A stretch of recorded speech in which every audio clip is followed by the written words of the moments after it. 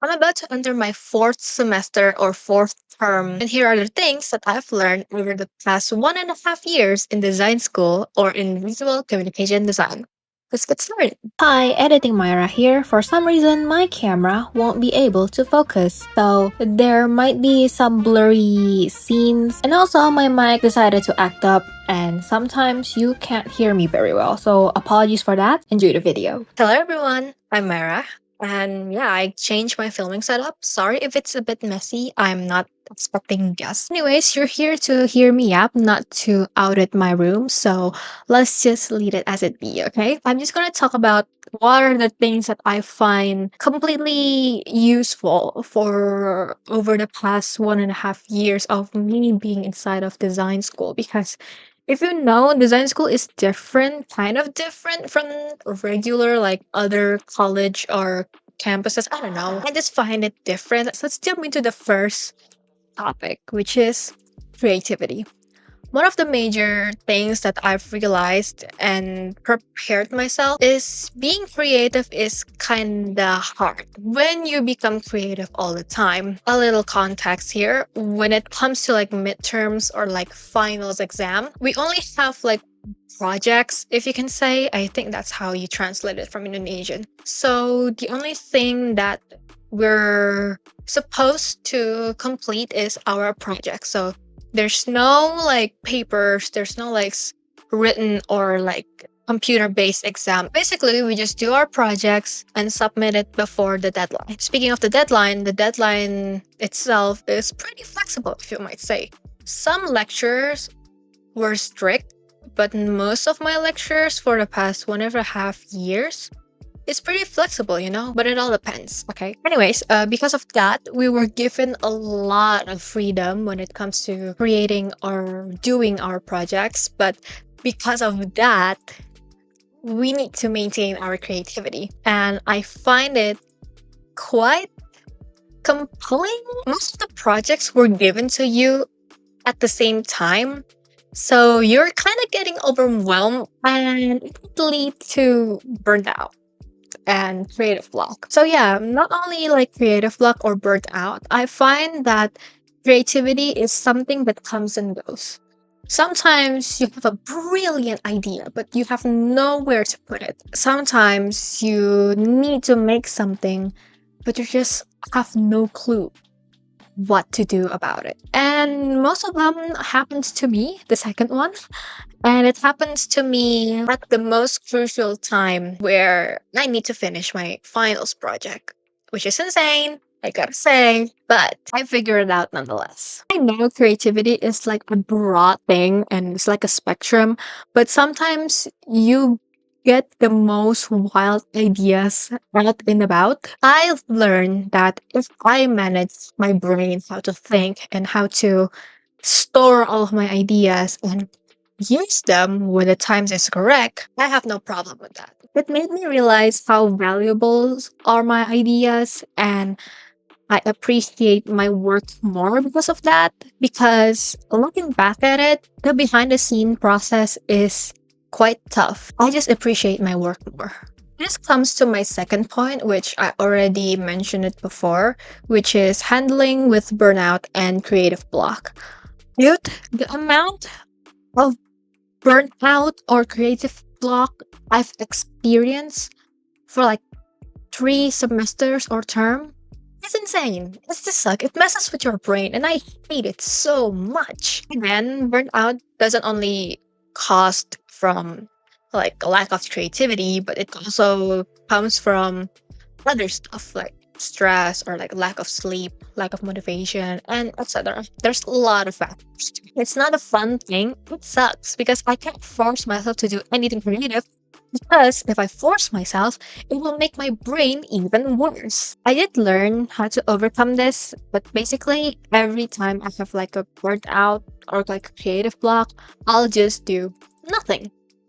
It's that simple. Why you ask? Well, not particularly nothing, but I let my brain rest by basically not doing heavy thinking or critical stuff. I let my brain recharge, if you can say that. by watching like my favorite movies, my favorite YouTubers, like listening to my favorite songs, and let my brain absorb the media that I'm consuming. This is what I'm thinking. Like this is how I interpretate it. Interpretate.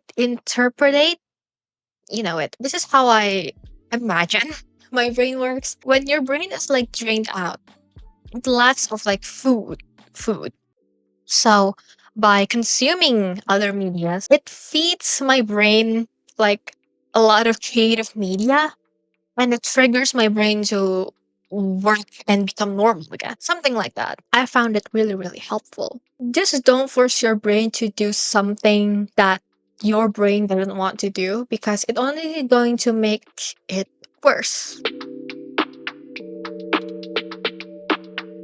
If you're an art student or a design student, you will realize how much you spend to work on your assignments or projects because you're constantly buying supplies. For example, the first 2 terms or semesters in my design school is that we learn a lot of like traditional drawings, like painting, drawing anatomy. We also learn how to screen printing, which is something that I really want to do for a long time, and it's kind of a very, very fun thing to do. Back to what I'm saying. The first 2 semesters are like traditionally drawing and such. Because of that, I haven't really bought new paint since my first term or semester. That's how I save money on like paint or paintbrushes. I'll just use the same thing over and over again until I can't use it anymore.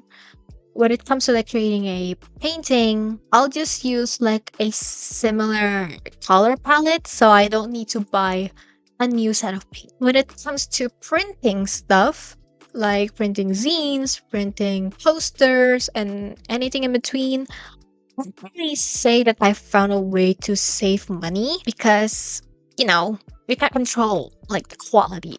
I always put quality over quantity because I want my assignments to be the best as it can. But I can tell you, if you want to print something, you gotta make sure it was a perfect one. You gotta double check it before you send it to the print shop. You gotta make sure it aligns with the brief, and you make sure there's no typo. You don't need to like reprint the whole thing just because there's a typo on the second page. All I'm saying is, yes, visual communication design is kind of expensive, but if you can find a way to make it not expensive, you just gotta make it worth it. This is also another thing that people often ask me. How do I get my ideas? Now, I know I'm not Picasso or Leonardo da Vinci, but sometimes I get my ideas is from my everyday life. Sometimes things just popped up and it aligns or suits with something that I'm currently working on. I get inspirations a lot from my experience from like meeting people, going to places. I get inspirations from movies that I've watched, books that I've read, songs that I've listened, and any sort of creative media that I've consumed. Sometimes it's weird because I've been through so many things in my whole life, but when you put your point of view or your perspective into looking at from a different angle, or you notice something that people might not notice it before, you can get like a whole new knowledge from that. Sometimes doom scrolling can also give me ideas. Like I always scroll my Instagram or TikTok feeds because people are just amazing and can create anything in this world. So sometimes I got inspirations from other creators too. And if I scroll through Pinterest, even though Pinterest now was filled with AI garbage, which I hate, but sometimes I can find things that interest me. But Myra, isn't referencing other artists or designers called plagiarism? Plagiarism is when you create something that is exactly like the original creation and you claim it as yours and you didn't give credits. Plagiarism is not allowed in any of shape or form, so don't do that, guys. While referencing is taking inspirations from multiple artworks from creators or artists and combining them with your own style or preferences. So you're just like combining these creative ideas into one new thing. If you find something good and you want to use the idea as well, make sure to put your own twist into the mix. Otherwise, you're just blatantly stealing or copying from other creators. If you're unsure that the creator will allow you to recreate your design or reference their design, just ask them first. That is like the most safest way to do. Ask them first, and then if they gave the permission, then you can use their artwork. I've got so many messages from my viewers that they wanted to recreate my Y2K or 2000s magazine. I will gladly give my permission. So if you're unsure, just ask the creator first. Just don't steal. That is that. Conclusion, because creativity is a spectrum and you can just get inspired from other people as well. I think nothing is original anymore, but you can still be original if you put your own twist, your own style, your own preference, and put your hard work into it, then you can be original. I think that is like the four top most things that I've learned over the past 1.5 years in design school. Changed me. Okay, it changed me as a person. It changed how I think. But if you have any questions about design school or visual communication design, feel free to ask in the comment section below, and I will try my best to answer it in a video, or I will answer your comments instead. But anyways, that's all from me. I might decorate this wall because it's bugging the hell out of me. I'll see you guys later.